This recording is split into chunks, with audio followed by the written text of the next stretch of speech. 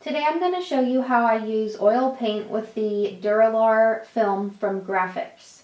I love using this film with my oil paints because it is actually transparent. So if someone wanted to frame this in a way that they could see a little bit of light through it or see a little bit of the color of their wall through it, that could be an interesting way to frame it. I've done that with using two sheets of glass together, and actually I prefer if the back glass is a frosted acrylic, so you wouldn't see the actual texture of the wall, you would just kind of see a glimpse of the color of the wall. Anyway, it's interesting because the light can shine through and really change the quality of what the brush stroke looks like, or if you place it on a white mat, it looks as if it's on white paper. Today I'm going to paint a still life that I have set up next to my easel, and before I start I just wanted to explain I've taped the Duralar onto just a white piece of paper so you won't see my messy easel board. And all you need is your oil paints, whichever paints you prefer, and your paint brushes and the still life objects that you're going to draw to do this art activity. So I'm going to show you a time lapse of the process of me painting on this. And I start by drawing the empty shapes and then kind of filling in the darkest areas and then the average light areas, and then going in and deepening any very dark shadows or brightening any highlights. So that will kind of be the process that you'll see throughout the time lapse.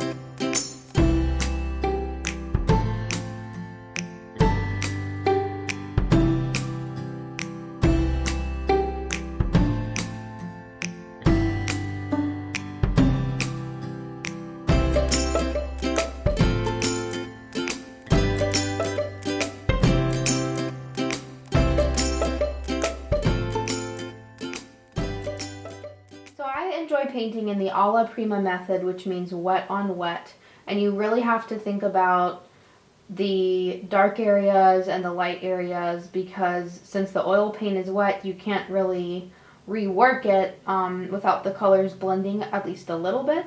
So you kind of have to plan and also minimize the amount of paint on there because you're trying to complete a painting while it's all still wet.